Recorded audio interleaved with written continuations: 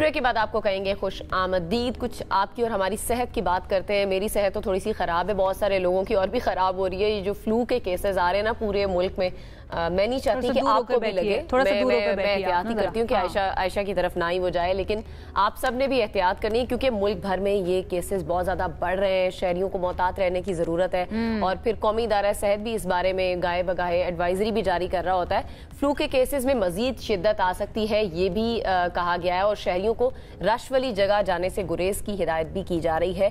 یہ super flu جو آئی ہے نا, ایک نئی قسم, اور یہ بھی کہا جا رہا ہے کہ شاید یہ کووڈ کی کوئی نئی قسم آئی ہے. اچھا, پہلے ہم نے کچھ ایکسپرٹس اور ڈاکٹر سے بات کی, انہوں نے کہا نہیں کووڈ سے بالکل ڈیفرنٹ ہے, لیکن آج جو ہمارے ساتھ ایکسپرٹ موجود ہے جن پہ مجھے بہت ہی زیادہ بھروسہ ہے, کیونکہ ہم ان کے ساتھ بات کرتے رہتے ہیں اور ان سے کوئی نہ کوئی مشورہ لیتے رہتے ہیں, اور ہمیشہ وہ فائدہ مند رہتا ہے. وہ کہتے ہیں کہ یہ کووڈ کی ہی ایک قسم ہے, بس ہم اس کو ایکسیپٹ نہیں کر رہے ہیں کیونکہ اس کی ساری علامات بالکل ویسی ہیں. ہاں, اس کے اثرات یا اس کی شدت ویسی نہیں ہے, بٹ اس کے اثرات آلموسٹ یا سمٹمز آلموسٹ ویسے ہی ہیں.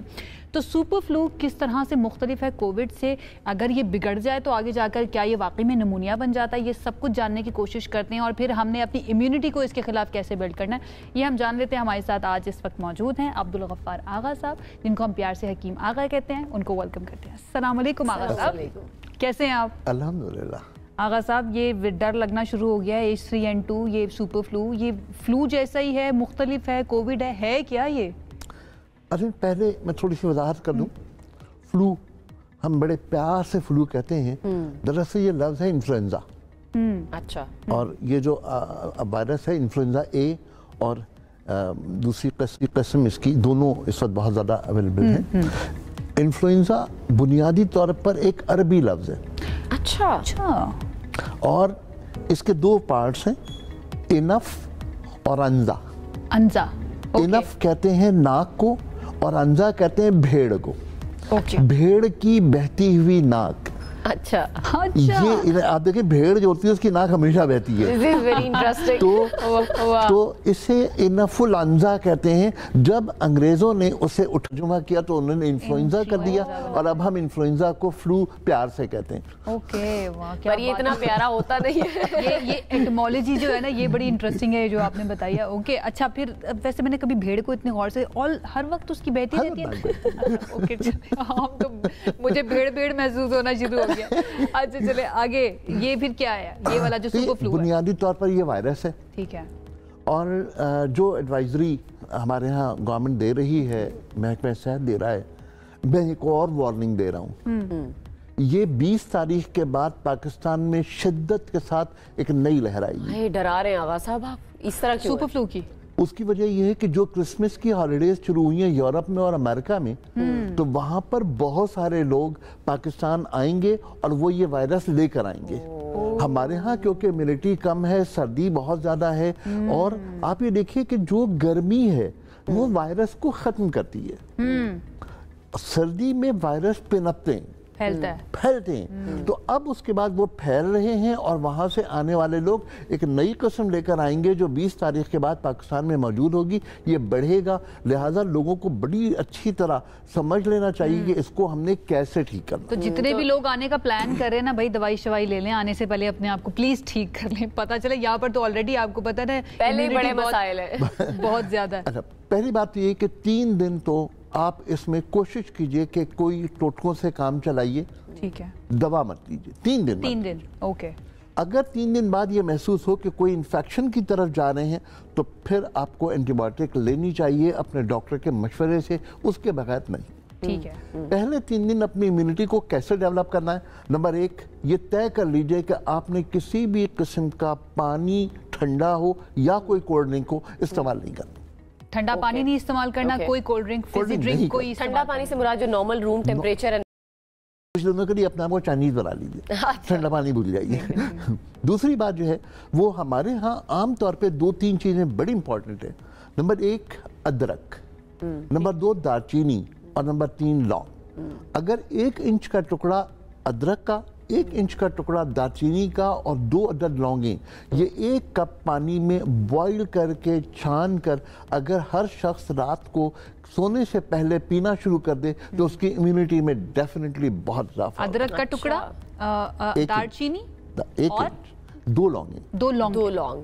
ٹھیک ہے. ادرک, دار چینی اور 2 لونگیں 1 کپ پانی کے اندر بوائل کر کے اس کا ہلکا سا کہوا بنا کے وہ روزانہ رات کو سونے سے پہلے امیونٹی ڈیولپ جو افیکٹ ہوئے ہیں وہ بھی, اور نارمل جو لوگ ہیں جو نہیں افیکٹ ہوئے, دونوں میں فائدہ ہوگا, اس لیے کہ یہ امیونٹی ڈیولپ کرتی ہے, یہ آپ کو کہیں نقصان نہیں ہے. دوسری بات, جو دوا بہت امپورٹنٹ ہے اس کا نام ہے ملیٹھی, لیکورائس. ملیٹھی کا استعمال کیجئے, گرم پانی میں رات کو ڈال کے رکھ دیجئے, وہ پانی پیتے رہیے, سارا دن پیتے رہیے, اس سے آپ کے امیونٹی میں اضافہ ہوگا, گلے کی خراش کم ہوگی اور آسانی سے بلغم نکل جائے گا جو اندر پیدا ہو رہا ہے. اس کو پھر بوائل تو نہیں کرنا, بس ویسے ہی پانی میں ڈال دیں, ایک مرتبہ بوائل کرنا ہے, اس کے بعد سارا دن, یعنی کہ جگ میں آپ بنا کے رکھ لیں اور پورا دن استعمال کرتے ہیں. بالکل ٹھیک. تیسری چیز, اگر حرارت کی کیفیت ہو تو تلسی کے پتے پانی میں بوائل کر کے پینا شروع کر دیں. ٹھیک ہے. تلسی خالی آنگن کے لیے نہیں ہوتی کہ آنگن میں کھڑی رہے, وہ تلسی بہت کام کی چیز ہے, باسل ہے, اور عام طور پہ آیورویدا جو ہے اسے ہولی باسل کہتی ہے, وہ اسے پوجتے ہیں. ایگزیکٹلی, وہ ہم نے ہندوازم میں بہت دیکھا ہے کہ اس کو پوجا جاتا ہے. بالکل. تو باسل جو ہے, ہولی باسل, یا ہم بیزل لیوز کہیں یا تلسی کے پتے کہیں, یہ ضرور استعمال کریں, یہ بہت اچھی. اور یہ کیسے استعمال کرنے ہیں ہم نے بیزل لیوز؟ 10 سے 12 پتے پانی میں ڈال دیں. اگر میں نے عرض کی کہ جو میں 3 چیزیں عرض کر رہا ہوں, جس میں ادرک ہے, دارچینی ہے, لونگ ہے, اگر فرض کریں کہ کسی کو بخار کی کیفیت ہو رہی ہے تو وہ اس میں 10 پتے تلسی کے بھی ڈال دیں. ٹھیک ہے. اوکے, تو پھر یہ ساری چیزوں کا علاج ہو جائے گا. اچھا, جو لوگ اینٹی بائیوٹک کی طرف چلے جاتے ہیں, ڈاکٹر کے جاتے ہیں, وہ اینٹی بائیوٹک دے دیتے ہیں, جس طرح میں اپنی طبیعت کی بھی بات کر رہی ہوں, تو وہ اب 10 دن کے بعد مجھے دوبارہ سی ان چیزوں کے اثرات آنا شروع ہو گئے, بخار ہوا, پھر اینٹی بائیوٹک میں نے 2 دن لی, یہ میری شاید غلطی, آپ اس کو ایکسپلین کر دیجیے گا. 2 دن لے کے میں نے چھوڑ دی, میں نے کہا ٹھیک ہے بہتر ہو رہی ہوں, دوبارہ 10 دن کے بعد میں اس پکڑ میں آ گئی. ایک بات تو طے کر لیجیے کہ اینٹی بائیوٹک اگر آپ نے شروع کر دی ہے تو not less than 5 days doctor کے مشورے کے بعد پھر مزید آپ لے سکتے ہیں, لیکن 5 دن سے پہلے اینٹی بائیوٹک کو ختم کر دینا, بیچ میں ڈراپ کر دینا, یہ انتہائی نقصان دہ ہوتا ہے. کہ اینٹی بائیوٹک آپ کے جسم میں جو جراثیم ہیں ان کو مارنے کے لیے ہے. اگر وہ کمپلیٹلی نہیں مرے ہیں اور وہ اس اینٹی بائیوٹک سے ریزسٹ کر گئے ہیں تو پھر وہ زیادہ خطرناک ہو جاتا ہے. اسی لیے تو کہا جاتا ہے کہ وہ کورس مکمل کرنا ہے آپ نے جب بھی اینٹی ہم پیغام دے رہے ہیں لوگوں کو کہ اینٹی بائیوٹک اگر آپ کے ایک ڈاکٹر نے لکھی ہے تو پلیز اس کے کورس کو کمپلیٹ کیجئے, درمیان میں چھوڑ دینا آپ کے لیے نقصان دہ ہوگا. بالکل ٹھیک ہے. یعنی کہ واحد حل جو ہے نا, اگر آپ نے سپر فلو سے لڑنا ہے یا اس کے علاوہ کسی بھی بیماری سے, تو اپنی امیونٹی کو بلڈ کریں. اور امیونٹی کو بلڈ کرنے کے لیے آغا صاحب نے جو 3 چیزیں بتائی ہیں وہ ایک مرتبہ پھر سے میں ریپیٹ کر دیتی ہوں. ادرک, دار چینی اور 2 لونگ, اس کو آپ نے 1 کپ پانی کے اندر بوائل کر کے یہ پینا ہے, اس سے آپ کی امیونٹی بلڈ ہوگی. ملیٹھی جو ہے اس کو آپ 1 دفعہ بوائل کر لیجئے اور اس پانی کو پورا دن استعمال کرتے رہیے. اس کے بعد بیزل لیوز یعنی کہ تلسی کے پتے 8 سے 10 لے کر ان کو بھی پانی میں آپ رکھ سکتے ہیں, بوائل کر کے پینا ہے, وہ بھی بوائل کر کے آپ پی سکتے ہیں. تو ان سب چیزوں سے آپ کی جو امیونٹی ہے وہ بہت اچھی ہو جائے گی. فائدہ ہی ہوگا, نقصان کوئی نہیں ہے ان چیزوں. بالکل. اور دوسری ایک اور بہت چیز وہ یہ کہ اس کے بعد ویکنس بہت زیادہ ہوتی ہے, اس فلو کے بعد.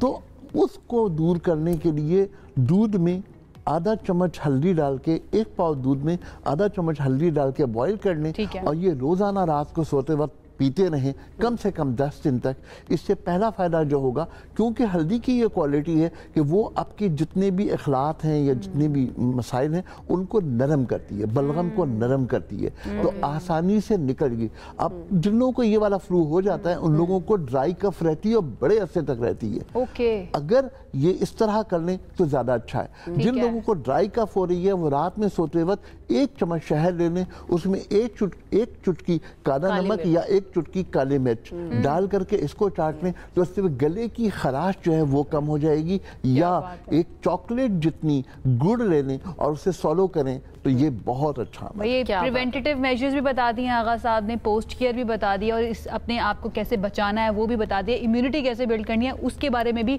گھر کے اندر رہتے ہوئے آپ کیا کیا کر سکتے ہیں عام چیزوں سے جو کچن میں آپ کی موجود ہوتی ہیں. تو بھئی کہاں سے ملے گا آپ کو یہ خزانہ.